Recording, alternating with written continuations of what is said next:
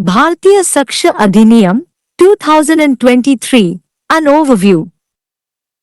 The law of evidence is a fundamental part of our legal system which is primarily based on the principle that an accused person is presumed to be innocent until proven guilty. It provides the rules and guidelines for determining what evidence can be presented in court, how it should be presented, and how it should be evaluated. Here are several reasons why evidence law is essential, relevant, authentic, and obtained legally. Evidence law promotes the reliability and accuracy of the information presented in court. This helps to ensure that judicial decisions are based on trustworthy and verifiable facts. In this article, we shall discuss objectives, salient features and the scheme of the Bharatiya Sakshya Adhiniyam 2023. The Indian Evidence Act (IEA), originally passed by the Imperial Legislative Council in 1872 during the British Raj, provided for laws relating to evidence and assist courts in establishing facts of the case brought before it and pronouncing judgments based on such facts. The Bharatiya Sakshya Adhiniyam 2023, which replaced the Indian Evidence Act 1872, is a landmark legislative effort aimed at overhauling and modernizing India's evidence laws. It incorporates advancements in technology, aligning with contemporary legal reforms, and addressing long-standing issues within the system. The Bharatiya Sakshya Adhiniyam 2023 includes various forward-looking provisions, such as expansion of the definition of evidence to include electronic and digital records, expansion of definition of primary evidence, provision for admissibility of electronic or digital records as evidence, exclusion of privileged communication between the ministers and the President of India from the purview of courts, provision of certificate for handling of electronic and digital evidence, etc. Relevance and function of the law of evidence. It ensures that both parties in a legal dispute have a fair opportunity to present their case. In the process of delivering justice, courts not only have to go into the facts of the case but also ascertain the truthfulness of such assertions made by the parties. To ascertain these facts, the law of evidence plays an important role, being the procedural law in this aspect. It is this procedural law that provides in itself how facts are to be proved and when the same will be regarded as relevant by the court in the administration of justice. By requiring that evidence be relevant, authentic, and obtained legally, evidence law promotes the reliability and accuracy of the information presented in court. This helps to ensure that judicial decisions are based on trustworthy and verifiable facts. Similarly, it helps the courts in preventing the wastage of time upon irrelevant issues. It helps to prevent biased or irrelevant information from influencing the outcome of a trial. It protects the rights of individuals by setting standards for how evidence must be obtained and presented. It lays down the principles and rules according to which the facts of a case may be proved or disproved in the court of law. It streamlines the judicial process by setting out what is admissible and what is not.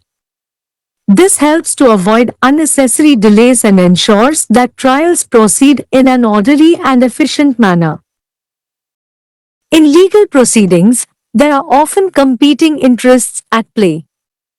Evidence law helps to balance these interests by ensuring that the rights of the accused are protected while also allowing the prosecution to present a compelling case. This balance is crucial for maintaining justice and fairness. It helps judges in deciding the rights and liabilities of the parties arising out of the facts presented to him for further application of the relevant laws.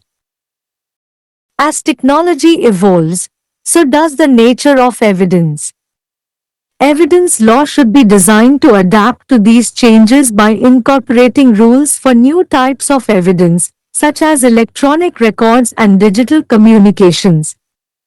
This adaptability ensures that the legal system can effectively handle modern forms of evidence. Objects of the Bharatiya Sakshya Adhiniyam, 2023.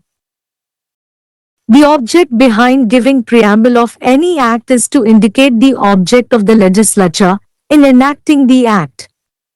The Bharatiya Sakshya Adhiniyam 2023 is made with the object of to consolidate and to provide for general rules and principles of evidence for fair trial.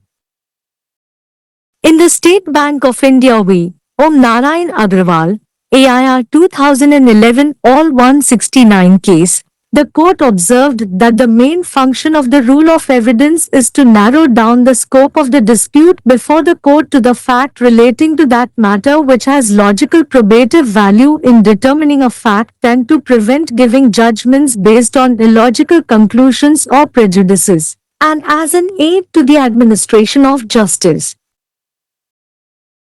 In Ram Jasvi, Surendra Nath, AIR 1980 All 385 case, the court held that the law of evidence does not affect the substantive rights of the parties but facilitates the course of justice. It lays down rules of guidance for the courts. It is procedural in nature, proving how a fact can be proved. Salient features of Bharatiya Sakshya Adhiniyam, 2023. The new legislation will comprise 170 sections, marking an increase from the previous 167 sections of the Indian Evidence Act, 1872. 23 sections from the Indian Evidence Act, 1872 undergone updates, reflecting a comprehensive revision to align with contemporary legal needs. The Act introduces a new section, emphasizing the dynamic nature of the legal framework and the need for specificity in certain areas. 5 sections have been removed from the Indian Evidence Act, 1872, streamlining the legal content and potentially eliminating obsolete or redundant provisions. In legislation, the references to colonial terms, such as Parliament of the United Kingdom, Provincial Act, London Gazette, Commonwealth, Privy Council, Queen's Printer, Her Majesty, colonial proclamations and orders have been removed. Archaic terms like vakil, leader, and barrister have been replaced with advocate. Terms like lunatic have also been replaced with more sensitive terminologies like person of unsound mind. The Bharatiya Sakshya Adhiniyam, BSA, expands definition of document to include electronic records. Documentary evidence is classified into primary and secondary evidence, where primary evidence involves original documents, including electronic records and video recordings. Secondary evidence encompasses documents and oral accounts proving the contents of the original, a classification retained by the BSA. While the Indian Evidence Act confines oral evidence to statements made before courts, the Bharatiya Sakshya Adhiniyam of 2023 introduces the possibility of giving oral evidence electronically. This innovation allows witnesses, accused persons, and victims to testify electronically.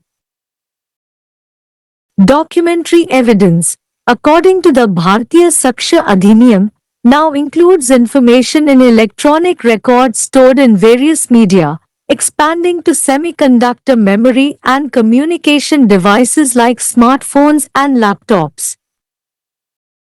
The Bharatiya Sakshya Adhiniyam asserts that electronic or digital records will hold the same legal weight as paper records, encompassing emails, server logs, locational evidence, and voicemails.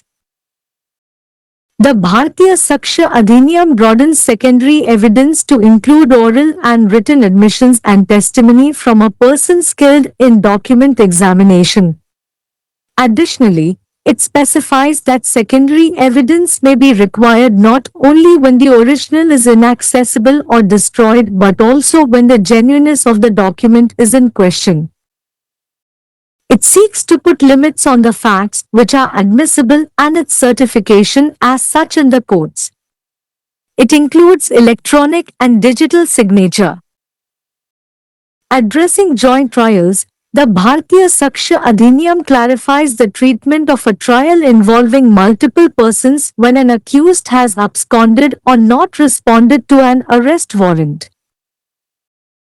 It explains that such a situation will be considered a joint trial, clarifying the Indian Evidence Act's provisions on confessions affecting multiple accused parties. Evidence Act is Lex Fori. The term Lex Fori is a Latin phrase that translates to law of the forum or law of the court. Lex Fori means the law of the country in which an action is brought. It refers to the principle that the procedural rules and laws of the jurisdiction where a legal action is being heard or adjudicated govern the proceedings of the court.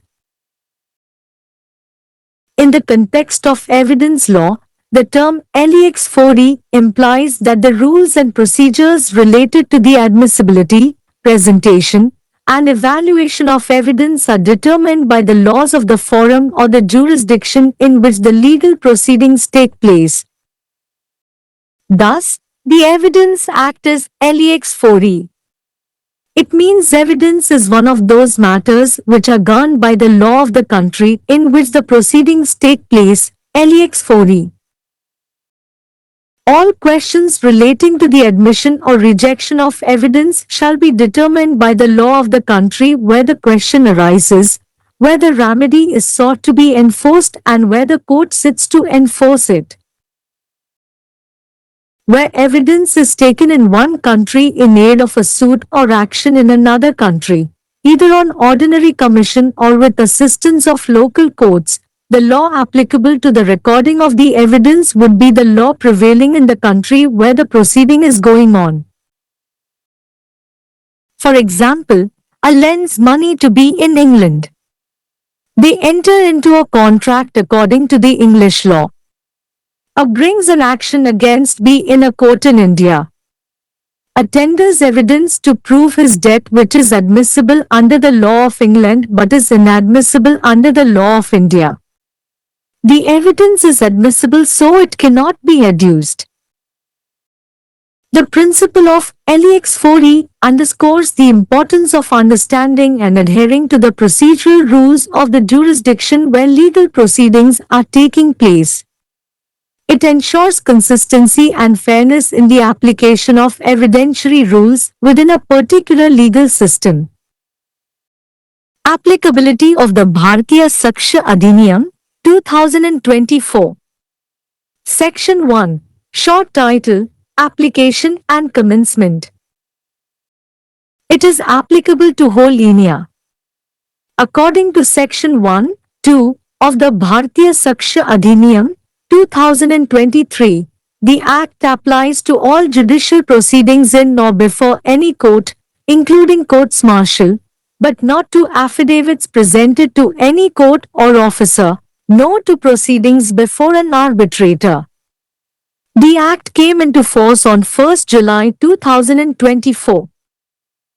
Thus, according Section 1, 2 of the Act is applicable to all judicial proceedings in or before court including courts martial. The Act is not applicable to affidavits presented to any court or officer. The Act is not applicable to arbitration proceedings. The Act has no application to enquiries conducted by the tribunals, even though they may be judicial in character. Such tribunals follow rules of natural justice. Bharatiya சாக்ஷ்ய ஆதினியம் 2023 ஒரு கண்ணோட்டம். குற்றம் சாட்டப்பட்டவர் குற்றவாளி என நிரூபிக்கப்படும் வரை நிரபராதி என்று கருதப்படுவார் என்ற கொள்கையே அடிப்படையாக கொண்ட சாட்சியச் சட்டம் நமது சட்ட அமைப்பின் அடிப்படை பகுதியாகும். நீதிமன்றத்தில் என்ன ஆதாரங்களை சமர்ப்பிக்கலாம், அதை எவ்வாறு வழங்க வேண்டும், அதை எவ்வாறு மதிப்பீடு செய்ய வேண்டும் என்பதை தீர்மானிப்பதற்கான விதிகள் மற்றும் வழிகாட்டுதல்களை இது வழங்குகிறது. ஆதாரச் சட்டம் ஏன் அவசியம் என்பதற்கான பல காரணங்கள் இங்கே. பொருத்தமான, உண்மையான மற்றும் சட்டப்பூர்வமாக பெறப்பட்ட சாட்சியச் சட்டம் நீதிமன்றத்தில் வழங்கப்படும் தகவல்களின் நம்பகத்தன்மை மற்றும் துல்லியத்தை ஊக்குவிக்கிறது. இது நீதித்துறை முடிவுகள் நம்பகமான மற்றும் சரிபார்க்கக்கூடிய உண்மைகளின் அடிப்படையில் அமைந்திருப்பதை உறுதி செய்ய உதவுகிறது. இந்த கட்டுரையில் நோக்கங்கள், முக்கிய அம்சங்கள் மற்றும் பாரதிய சாக்ஷ்ய ஆதினியம் 2023 இன் திட்டம் பற்றி விவாதிப்போம். பிரிட்டிஷ் ஆட்சி காலத்தில் 1872ஆம் ஆண்டு இம்பீரியல் சட்டமன்றத்தால் முதலில் நிறைவேற்றப்பட்ட இந்திய சாட்சியச் சட்டம் ஐஏ சாட்சியங்கள் தொடர்பான சட்டங்களை வழங்கியது மற்றும் அதன் முன் கொண்டுவரப்பட்ட வழக்கின் உண்மைகளை நிறுவுவதற்கும் அத்தகைய உண்மைகளின் அடிப்படையில் தீர்ப்புகளை வழங்குவதற்கும் நீதிமன்றங்களுக்கு உதவுகிறது. இந்திய சாட்சியச் சட்டம் 1872 ஐ மாற்றியமைத்த பாரதிய சாக்ஷ்ய ஆதினியம் 2023 இந்தியாவின் சாட்சியச் சட்டங்களை மறுசீரமைத்து நவீனமயமாக்குவதை நோக்கமாக கொண்ட ஒரு மைல்கல் சட்டமன்ற முயற்சியாகும். இது தொழில்நுட்பத்தில் முன்னேற்றங்களை உள்ளடக்கியது, சமகால சட்ட சீர்திருத்தங்களுடன் ஒத்துப்போகிறது மற்றும் அமைப்பிற்குள் நீண்ட காலமாக நிலவும் பிரச்சினைகளை நிவர்த்தி செய்கிறது. பாரதிய சாக்ஷ்ய ஆதினியம் 2023 பல்வேறு எதிர்கால விதிகளை உள்ளடக்கியது, அதாவது மின்னணு மற்றும் டிஜிட்டல் பதிவுகளை உள்ளடக்கிய ஆதாரங்களின் வரையறையை விரிவுபடுத்துதல், முதன்மை ஆதாரங்களின் வரையறையை விரிவுபடுத்துதல், மின்னணு அல்லது டிஜிட்டல் பதிவுகளை ஆதாரமாக ஏற்றுக்கொள்வதற்கான ஏற்பாடு, அமைச்சர்களுக்கும் இந்திய ஜனாதிபதிக்கும் இடையிலான சலுகை பெற்ற தகவல் தொடர்பை நீதிமன்றங்களின் வரம்பிலிருந்து விலக்குதல், மின்னணு மற்றும் டிஜிட்டல் ஆதாரங்களை கையாள்வதற்கான சான்றிதழை வழங்குதல் போன்றவை. சான்றுச் சட்டத்தின் பொருத்தமும் செயல்பாடும். சட்ட பிரச்சினையில் இரு தரப்பினரும் தங்கள் வழக்கை முன்வைக்க நியாயமான வாய்ப்பு இருப்பதை இது உறுதி செய்கிறது. நீதி வழங்கும் செயல்பாட்டில் நீதிமன்றங்கள் வழக்கின் உண்மைகளுக்குள் செல்வது மட்டுமல்லாமல் கட்சிகளால் கூறப்படும் அத்தகைய கூற்றுகளின் உண்மைத்தன்மையையும் உறுதிப்படுத்த வேண்டும். இந்த உண்மைகளை உறுதிப்படுத்த சாட்சியச் சட்டம் ஒரு முக்கிய பங்கு வகிக்கிறது. இது இந்த அம்சத்தில் நடைமுறை சட்டமாக உள்ளது. நீதி நிர்வாகத்தில் நீதிமன்றத்தால் எவ்வாறு நிரூபிக்கப்பட வேண்டும், எப்போது பொருத்தமானதாக கருதப்படும் என்பதை இந்த நடைமுறை சட்டம் தானே வழங்குகிறது. ஆதாரங்கள் பொருத்தமானதாகவும் உண்மையானதாகவும் சட்டப்பூர்வமாக பெறப்பட்டதாகவும் இருக்க வேண்டும் என்று கோருவதன் மூலம் நீதிமன்றத்தில் வழங்கப்படும் தகவல்களின் நம்பகத்தன்மை மற்றும் துல்லியத்தை ஆதாரச் சட்டம் ஊக்குவிக்கிறது. இது நீதித்துறை முடிவுகள் நம்பகமான மற்றும் சரிபார்க்கக்கூடிய உண்மைகளை அடிப்படையாக கொண்டவை என்பதை உறுதிப்படுத்த உதவுகிறது. அதேபோல் பொருத்தமற்ற பிரச்சினைகளில் நேரத்தை வீணடிப்பதை தடுக்க நீதிமன்றங்களுக்கு உதவுகிறது. இது ஒரு சார்பற்ற அல்லது பொருத்தமற்ற தகவல்களை ஒரு விசாரணையின் முடிவை பாதிக்காமல் தடுக்க உதவுகிறது. ஆதாரங்களை எவ்வாறு பெற வேண்டும் மற்றும் வழங்க வேண்டும் என்பதற்கான தரநிலைகளை அமைப்பதன் மூலம் இது தனிநபர்களின் உரிமைகளை பாதுகாக்கிறது. ஒரு வழக்கின் உண்மைகளை நீதிமன்றத்தில் நிரூபிக்கவோ அல்லது மறுக்கவோ செய்யக்கூடிய கொள்கைகள் மற்றும் விதிகளை இது வகிக்கிறது. எது ஏற்றுக்கொள்ளத்தக்கது, எது ஏற்றுக்கொள்ள முடியாதது என்பதை அமைப்பதன் மூலம் இது நீதித்துறை செயல்முறையை நெறிப்படுத்துகிறது. இது தேவையற்ற தாமதங்களை தவிர்க்க உதவுகிறது மற்றும் விசாரணைகள் ஒழுங்கான மற்றும் திறமையான முறையில் நடைபெறுவதை உறுதி செய்கிறது. சட்ட நடவடிக்கைகளில் பெரும்பாலும் போட்டியிடும் நலன்கள் விளையாடுகின்றன. சாட்சியச் சட்டம் குற்றம் சாட்டப்பட்டவரின் உரிமைகள் பாதுகாக்கப்படுவதை உறுதி செய்வதன் மூலம் இந்த நலன்களை சமநிலைப்படுத்த உதவுகிறது. அதே நேரத்தில் வழக்கு தொடுப்பவர் ஒரு கட்டாய வழக்கை முன்வைக்கவும் அனுமதிக்கிறது.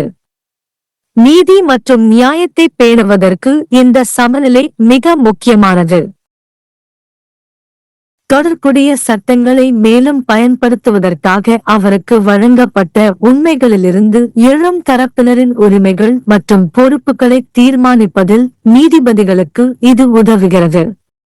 தொழில்நுட்பம் உருவாகும் போது ஆதாரங்களின் தன்மையும் வளர்ச்சியடைகிறது. மின்னணு பதிவுகள் மற்றும் டிஜிட்டல் தகவல் தொடர்புகள் போன்ற புதிய வகை ஆதாரங்களுக்கான விதிகளை இணைப்பதன் மூலம் இந்த மாற்றங்களுக்கு ஏற்ப ஆதாரச் சட்டம் வடிவமைக்கப்பட வேண்டும். இந்த தகவமைப்பு தன்மை சட்ட அமைப்பு நவீன வடிவ ஆதாரங்களை திறம்பட கையாள முடியும் என்பதை உறுதி செய்கிறது. பாரதிய சாக்ஷ்ய ஆதினியம் 2023 இன் நோக்கங்கள்.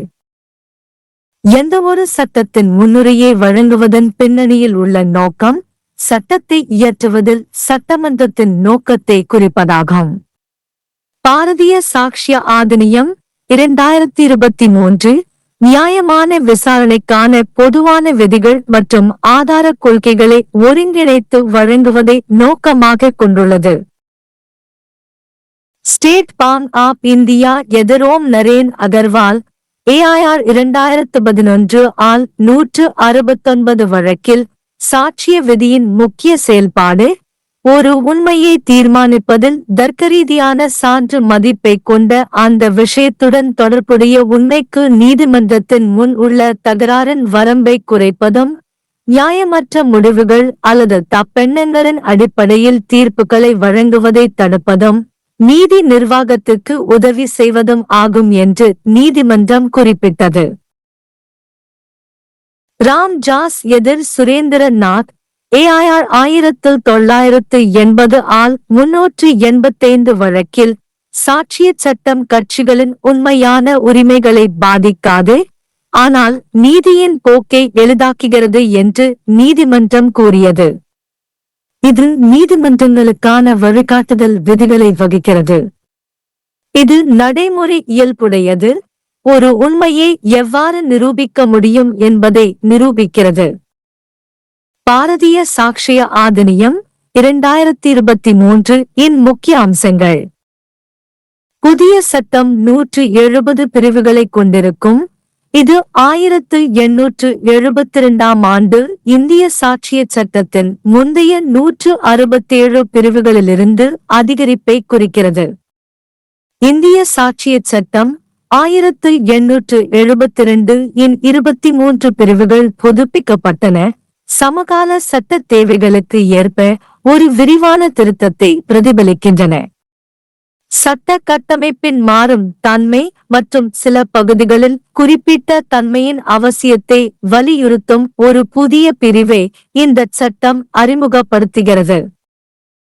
இந்திய சாட்சியச் சட்டம் 1872 இலிருந்து 5 பிரிவுகள் நீக்கப்பட்டுள்ளன.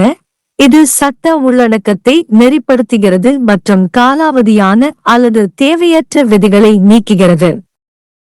சட்டத்தில் யுனைடெட் கிங்டம் பாராளுமன்றம், மாகாண சட்டம், London Gazette, Commonwealth, Privy Council, Queen's Printer, Her Majesty போன்ற காலனித்துவ சொற்களுக்கான குறிப்புகள், காலனித்துவ பிரகடனங்கள் மற்றும் உத்தரவுகள் நீக்கப்பட்டுள்ளன.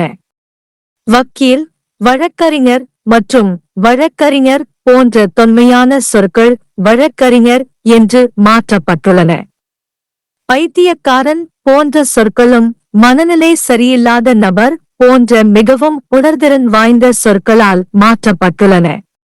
பாரதிய சாக்ஷ்ய ஆதினியம் BSA மின்னணு பதிவுகளை உள்ளடக்கிய ஆவணத்தின் வரையறையை விரிவுபடுத்துகிறது. ஆவணச் சான்றுகள் முதன்மை மற்றும் இரண்டாம் நிலை சான்றுகளாக வகைப்படுத்தப்படுகின்றன. இதில் முதன்மை சான்றுகள் மின்னணு பதிவுகள் மற்றும் வீடியோ பதிவுகள் உட்பட அசல் ஆவணங்களை உள்ளடக்கியது. இரண்டாம் நிலை சான்றுகள் மூலத்தின் உள்ளடக்கங்களை நிரூபிக்கும் ஆவணங்கள் மற்றும் வாய்மொழி கணக்குகளை உள்ளடக்கியது. இது BSA ஆல் தக்கவைக்கப்படுகிறது. இந்திய சாட்சியச் சட்டம் நீதிமன்றங்களில் அளிக்கப்படும் வாக்குமூலங்களுக்கு மட்டுமே வாய்மொழி சாட்சியங்களை வழங்குவதை மட்டுப்படுத்தினாலும் 2023ஆம் ஆண்டின் பாரதிய சாக்ஷ்ய ஆதினியம் வாய்மொழி சாட்சியங்களை மின்னணு முறையில் வழங்கும் வாய்ப்பை அறிமுகப்படுத்துகிறது. இந்த கண்டுபிடிப்பு சாட்சிகள், குற்றம் சாட்டப்பட்டவர்கள் மற்றும் பாதிக்கப்பட்டவர்கள் மின்னணு முறையில் சாட்சியமளிக்க அனுமதிக்கிறது. பாரதிய சாக்ஷ்ய ஆதினியத்தின்படி ஆவணச் சான்றுகள் இப்போது பல்வேறு ஊடகங்களில் சேமிக்கப்பட்ட மின்னணு பதிவுகளில் உள்ள தகவல்களை உள்ளடக்கியது. குறைக்கடத்தி நினைவகம் மற்றும் ஸ்மார்ட் போன்கள் மற்றும் மடிக்கணினிகள் போன்ற தகவல் தொடர்பு சாதனங்களாக விரிவடைகிறது. பாரதிய சாக்ஷ்ய ஆதினியம் மின்னணு அல்லது டிஜிட்டல் பதிவுகள் காகித பதிவுகளைப் போலவே சட்டப்பூர்வ எடையை கொண்டிருக்கும் என்று வலியுறுத்துகிறது. இதில் மின்னஞ்சல்கள், சர்வர் பதிவுகள், இருப்பிடச் சான்றுகள் மற்றும் குரல் அஞ்சல்கள் ஆகியவை அடங்கும். பாரதிய சாக்ஷ்ய ஆதினியம் ஆவணத் தேர்வில் திறமையான ஒருவரின் வாய்மொழி மற்றும் எழுத்துப்பூர்வ ஒப்புதல்கள் மற்றும் சாட்சியங்களை உள்ளடக்கிய இரண்டாம் நிலை ஆதாரங்களை விரிவுபடுத்துகிறது. கூடுதலாக, அசல் அணுக முடியாத போது அல்லது அழிக்கப்படும் போது மட்டுமல்லாமல் ஆவணத்தின் உண்மைத்தன்மை கேள்விக்குறியாக இருக்கும் போதும் இரண்டாம் நிலை சான்றுகள் தேவைப்படலாம் என்று அது குறிப்பிடுகிறது. நீதிமன்றங்களில் ஏற்றுக்கொள்ளக்கூடிய உண்மைகள் மற்றும் அதன் சான்றிதழை வரம்புகளை வைக்க இது முயல்கிறது. இது மின்னணு மற்றும் டிஜிட்டல் கையொப்பத்தையும் உள்ளடக்கியது. கூட்டு விசாரணைகளை உரையாற்றும் பாரதிய சாக்ஷ்ய ஆதினியம் குற்றம் சாட்டப்பட்டவர் தலைமறைவாகிவிட்டாலோ அல்லது கைது வாரண்டிற்கு பதிலளிக்காவிட்டாலோ பல நபர்கள் சம்பந்தப்பட்ட விசாரணையை நடத்துவது எப்படி என்பதை தெளிவுபடுத்துகிறது. இதுபோன்ற சூழ்நிலை கூட்டு விசாரணையாக கருதப்படும் என்றும் பல குற்றம் சாட்டப்பட்ட தரப்பினரை பாதிக்கும் ஒப்புதல் வாக்குமூலங்கள் குறித்த இந்திய சாட்சியச் சட்டத்தின் விதிகளை தெளிவுபடுத்துகிறது என்றும் இது விளக்குகிறது. சான்றுச் சட்டம் லெக்ஸ் ஃபோரி. லெக்ஸ் ஃபோரி என்ற சொல் ஒரு லத்தீன் சொற்றொடராகும். இது மன்றத்தின் சட்டம் அல்லது நீதிமன்றத்தின் சட்டம் என்று மொழிபெயர்க்கப்பட்டுள்ளது. லெக்ஸ் ஃபோரி என்பது ஒரு வழக்கு கொண்டுவரப்படும் நாட்டின் சட்டத்தை குறிக்கிறது.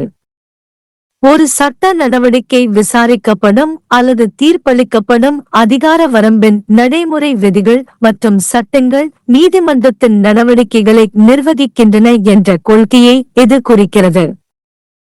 சான்றுச் சட்டத்தின் சூழலில் லெக்ஸ் ஃபோரி என்ற சொல் சாட்சியங்களை ஏற்றுக்கொள்ளுதல், வழங்குதல் மற்றும் மதிப்பீடு செய்தல் தொடர்பான விதிகள் மற்றும் நடைமுறைகள் மன்றத்தின் சட்டங்கள் அல்லது சட்ட நடவடிக்கைகள் நடைபெறும் அதிகார வரம்பால் தீர்மானிக்கப்படுகின்றன என்பதை குறிக்கிறது.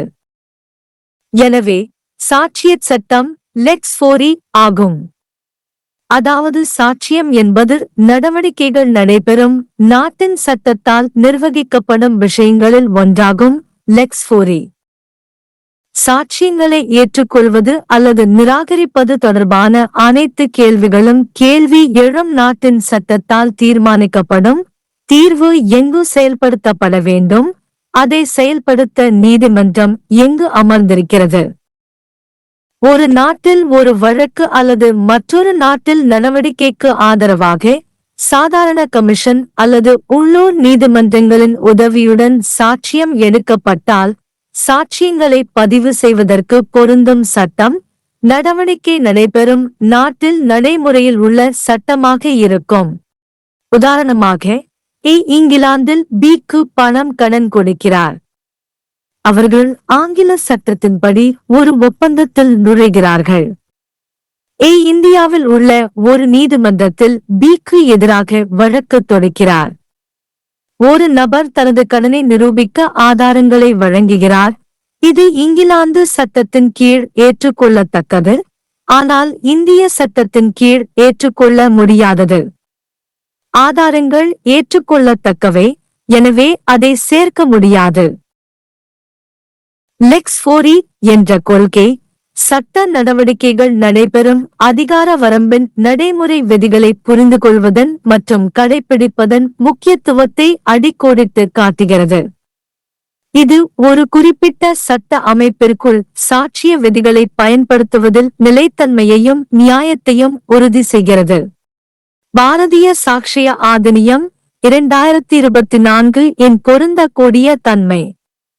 பிரிவு 1. சுருக்கமான தலைப்பு, பயன்பாடு மற்றும் தொடக்கம். இது முழு இந்தியாவிற்கும் பொருந்தும்.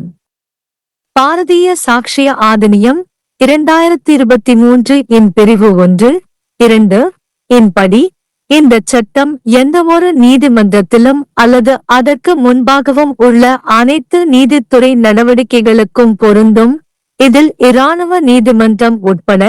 ஆனால் எந்தவொரு நீதிமன்றத்திற்கோ அல்லது அதிகாரியிடமோ சமர்ப்பிக்கப்படும் பிரமாண பத்திரங்களுக்கோ அல்லது நடுவர் முன் நடவடிக்கைகளுக்கோ அல்ல. இந்த சட்டம் ஜூலை 1, 2024 அன்று நடைமுறைக்கு வந்தது. இவ்வாறு சட்டத்தின் பிரிவு 1, 2 இன் படி இந்த சட்டம் இராணுவ நீதிமன்றம் உட்பட நீதிமன்றத்தில் அல்லது அதற்கு முன்பாக உள்ள அனைத்து நீதித்துறை நடவடிக்கைகளுக்கும் பொருந்தும். எந்தவொரு நீதிமன்றத்திற்கோ அல்லது அதிகாரியிடமோ சமர்ப்பிக்கப்படும் பிரமாண பத்திரங்களுக்கு இந்த சட்டம் பொருந்தாது. நடுவர் நடவடிக்கைகளுக்கு இந்த சட்டம் பொருந்தாது. தீர்ப்பாயங்களால் நடத்தப்படும் விசாரணைகளுக்கு இந்த சட்டம் பொருந்தாது. அவை நீதித்துறை இயல்புடையதாக இருந்தாலும் கூட அத்தகைய தீர்ப்பாயங்கள் இயற்கை நீதி விதிகளை பின்பற்றுகின்றன. भारतीय साक्ष्य अधिनियम 2023 एक अवलोकन। साक्ष्य का कानून हमारी कानूनी प्रणाली का एक मूलभूत हिस्सा है, जो मुख्य रूप से इस सिद्धांत पर आधारित है कि किसी आरोपी व्यक्ति को तब तक निर्दोष माना जाता है जब तक कि उसे दोषी साबित न कर दिया जाए। यह निर्धारित करने के लिए नियम और दिशानिर्देश प्रदान करता है कि अदालत में कौन से साक्ष्य प्रस्तुत किए जा सकते हैं, उन्हें कैसे प्रस्तुत किया जाना चाहिए और उनका मूल्यांकन कैसे किया जाना चाहिए। यहाँ कई कारण दिए गए हैं कि साक्ष्य कानून क्यों आवश्यक है। प्रासंगिक, प्रामाणिक और कानूनी रूप से प्राप्त साक्ष्य कानून अदालत में प्रस्तुत की गई जानकारी की विश्वसनीयता और सटीकता को बढ़ावा देता है। यह सुनिश्चित करने में मदद करता है कि न्यायिक निर्णय भरोसेमंद और सत्यापन योग्य तथ्यों पर आधारित हों। इस लेख में हम भारतीय साक्ष्य अधिनियम 2023 के उद्देश्यों, मुख्य विशेषताओं और योजना पर चर्चा करेंगे। भारतीय साक्ष्य अधिनियम आईए मूल रूप से ब्रिटिश राज के दौरान 1872 में इंपीरियल विधान परिषद द्वारा पारित किया गया था, जिसमें साक्ष्य से संबंधित कानून बनाए गए थे और अदालतों को उनके सामने लाए गए मामले के तथ्यों को स्थापित करने और ऐसे तथ्यों के आधार पर निर्णय सुनाने में सहायता की गई थी। भारतीय साक्ष्य अधिनियम 1872 की जगह लेने वाला भारतीय साक्ष्य अधिनियम 2023 भारत के साक्ष्य कानूनों में सुधार और आधुनिकीकरण के उद्देश्य से एक ऐतिहासिक विधायी प्रयास है। इसमें प्रौद्योगिकी में प्रगति को शामिल किया गया है, जो समकालीन कानूनी सुधारों के साथ संरेखित है और सिस्टम के भीतर लंबे समय से चली आ रही समस्याओं को संबोधित करता है। भारतीय साक्ष्य अधिनियम 2023 में विभिन्न दूरदर्शी प्रावधान शामिल हैं, जैसे इलेक्ट्रॉनिक और डिजिटल रिकॉर्ड को शामिल करने के लिए साक्ष्य की परिभाषा का विस्तार, प्राथमिक साक्ष्य की परिभाषा का विस्तार, साक्ष्य के रूप में इलेक्ट्रॉनिक या डिजिटल रिकॉर्ड की स्वीकार्यता का प्रावधान, मंत्रियों और भारत के राष्ट्रपति के बीच विशेषाधिकार प्राप्त संचार को न्यायालयों के दायरे से बाहर करना, इलेक्ट्रॉनिक और डिजिटल साक्ष्य को संभालने के लिए प्रमाण पत्र का प्रावधान आदि। साक्ष्य कानून की प्रासंगिकता और कार्य। यह सुनिश्चित करता है कि कानूनी विवाद में दोनों पक्षों को अपना मामला पेश करने का उचित अवसर मिले। न्याय देने की प्रक्रिया में न्यायालयों को न केवल मामले के तथ्यों पर गौर करना होता है, बल्कि पक्षों द्वारा किए गए ऐसे दावों की सत्यता का भी पता लगाना होता है। इन तथ्यों को सुनिश्चित करने के लिए साक्ष्य कानून एक महत्वपूर्ण भूमिका निभाता है, क्योंकि इस पहलू में यह प्रक्रियात्मक कानून है। यह प्रक्रियात्मक कानून ही है जो यह बताता है कि तथ्यों को कैसे साबित किया जाना चाहिए और न्याय प्रशासन में न्यायालय द्वारा उन्हें कब प्रासंगिक माना जाएगा। साक्ष्य को प्रासंगिक, प्रामाणिक और कानूनी रूप से प्राप्त करने की आवश्यकता के द्वारा साक्ष्य कानून न्यायालय में प्रस्तुत की गई जानकारी की विश्वसनीयता और सटीकता को बढ़ावा देता है। यह सुनिश्चित करने में मदद करता है कि न्यायिक निर्णय विश्वसनीय और सत्यापन योग्य तथ्यों पर आधारित हों। इसी तरह यह न्यायालयों को अप्रासंगिक मुद्दों पर समय की बर्बादी को रोकने में मदद करता है। यह पक्षपातपूर्ण या अप्रासंगिक जानकारी को मुकदमे के परिणाम को प्रभावित करने से रोकने में मदद करता है। यह साक्ष्य कैसे प्राप्त और प्रस्तुत किए जाने चाहिए, इसके लिए मानक निर्धारित करके व्यक्तियों के अधिकारों की रक्षा करता है। यह उन सिद्धांतों और नियमों को निर्धारित करता है जिनके अनुसार किसी मामले के तथ्यों को न्यायालय में साबित या अस्वीकृत किया जा सकता है। यह निर्धारित करके न्यायिक प्रक्रिया को सुव्यवस्थित करता है कि क्या स्वीकार्य है और क्या नहीं। इससे अनावश्यक देरी से बचने में मदद मिलती है और यह सुनिश्चित होता है कि मुकदमे व्यवस्थित और कुशल तरीके से आगे बढ़े। कानूनी कार्यवाही में अक्सर प्रतिस्पर्धी हित होते हैं। साक्ष्य कानून इन हितों को संतुलित करने में मदद करता है, यह सुनिश्चित करके कि अभियुक्त के अधिकारों की रक्षा की जाती है, साथ ही अभियोजन पक्ष को एक सम्मोहक मामला पेश करने की अनुमति देता है। न्याय और निष्पक्षता बनाए रखने के लिए यह संतुलन महत्वपूर्ण है। यह न्यायाधीशों को प्रासंगिक कानूनों के आगे के आवेदन के लिए उनके सामने प्रस्तुत तथ्यों से उत्पन्न होने वाले पक्षों के अधिकारों और दायित्वों को तय करने में मदद करता है। जैसे जैसे तकनीक विकसित होती है, वैसे वैसे साक्ष्य की प्रकृति भी बदलती है। साक्ष्य कानून को नए प्रकार के साक्ष्य, जैसे इलेक्ट्रॉनिक रिकॉर्ड और डिजिटल संचार के लिए नियमों को शामिल करके इन परिवर्तनों के अनुकूल बनाया जाना चाहिए। यह अनुकूलनशीलता सुनिश्चित करती है कि कानूनी प्रणाली साक्ष्य के आधुनिक रूपों को प्रभावी ढंग से संभाल सकती है। भारतीय साक्ष्य अधिनियम 2023 के उद्देश्य। किसी भी अधिनियम की प्रस्तावना देने के पीछे उद्देश्य अधिनियम को अधिनियमित करने में विधानमंडल के उद्देश्य को इंगित करना है।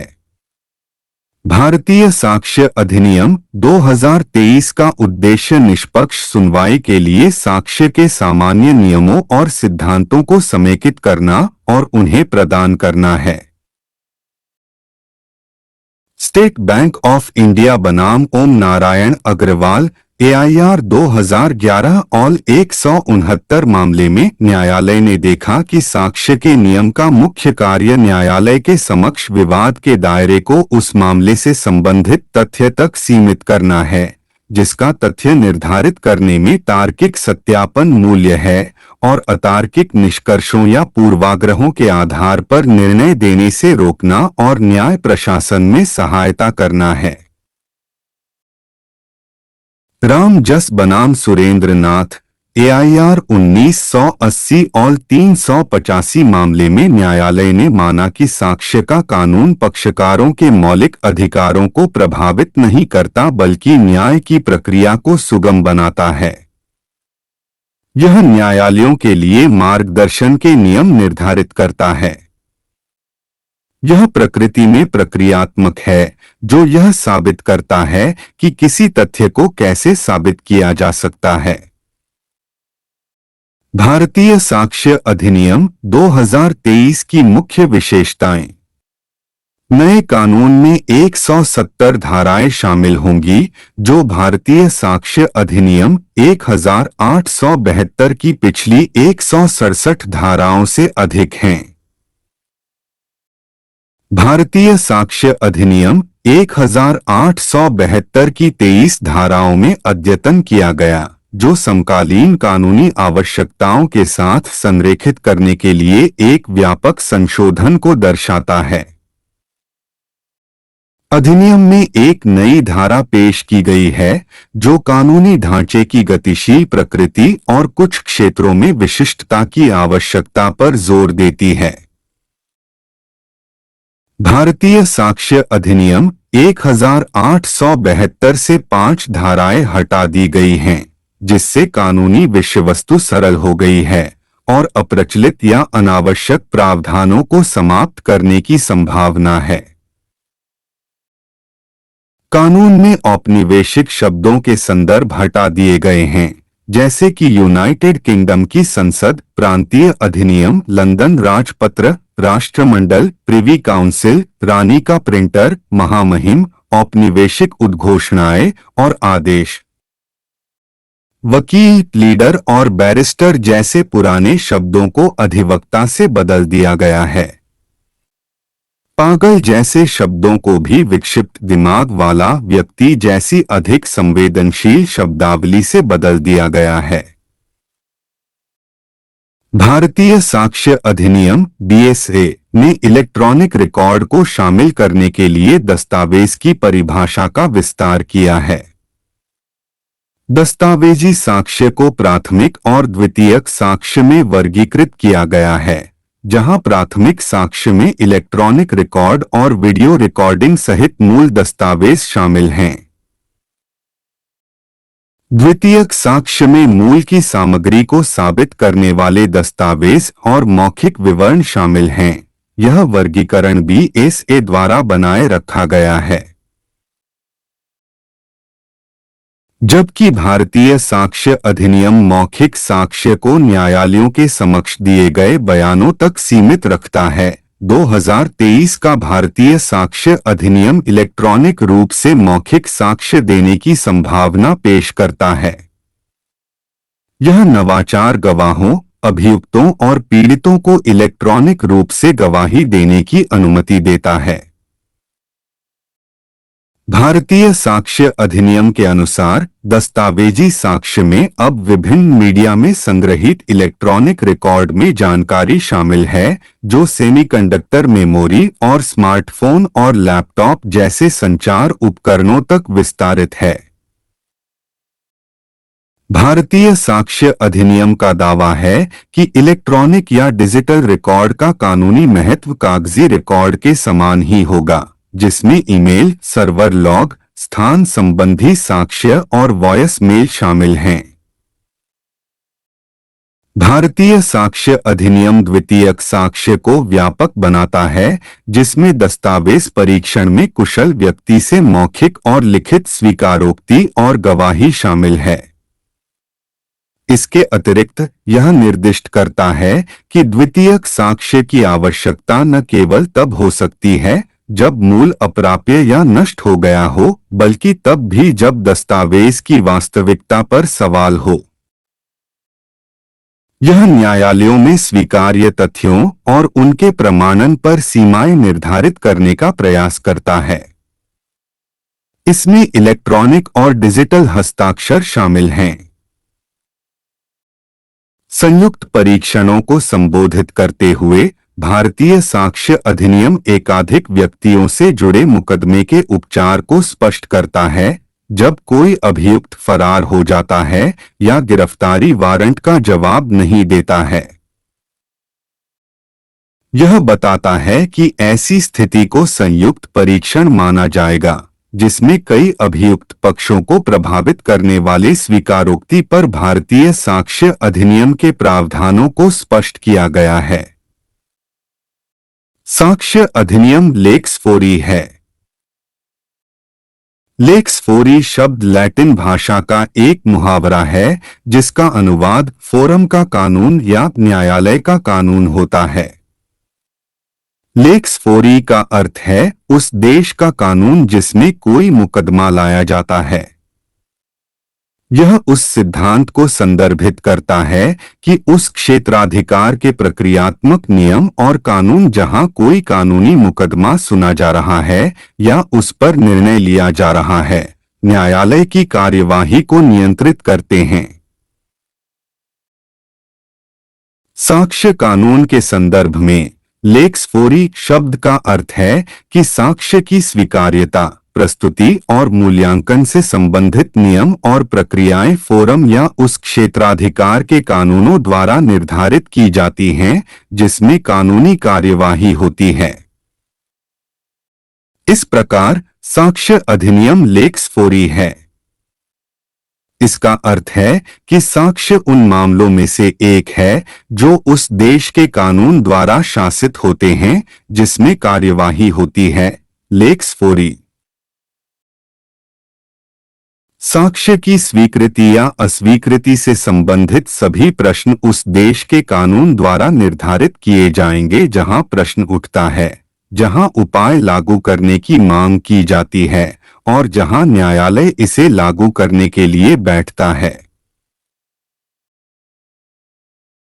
जहां किसी देश में किसी मुकदमे या कार्यवाही में सहायता के लिए साक्ष्य लिया जाता है, या तो साधारण कमीशन पर या स्थानीय न्यायालयों की सहायता से, साक्ष्य की रिकॉर्डिंग के लिए लागू कानून उस देश में प्रचलित कानून होगा जहां कार्यवाही चल रही है।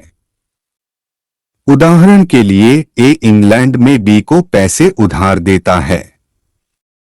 वे अंग्रेजी कानून के अनुसार एक अनुबंध में प्रवेश करते हैं। ए भारत की एक अदालत में बी के खिलाफ मुकदमा दायर करता है। ए अपने ऋण को साबित करने के लिए साक्ष्य प्रस्तुत करता है जो इंग्लैंड के कानून के तहत स्वीकार्य है लेकिन भारत के कानून के तहत अस्वीकार्य है। साक्ष्य स्वीकार्य है इसलिए इसे पेश नहीं किया जा सकता है। लेक्स फोरी का सिद्धांत उस क्षेत्राधिकार के प्रक्रियात्मक नियमों को समझने और उनका पालन करने के महत्व को रेखांकित करता है जहां कानूनी कार्यवाही हो रही है। यह एक विशेष कानूनी प्रणाली के भीतर साक्ष्य नियमों के आवेदन में स्थिरता और निष्पक्षता सुनिश्चित करता है।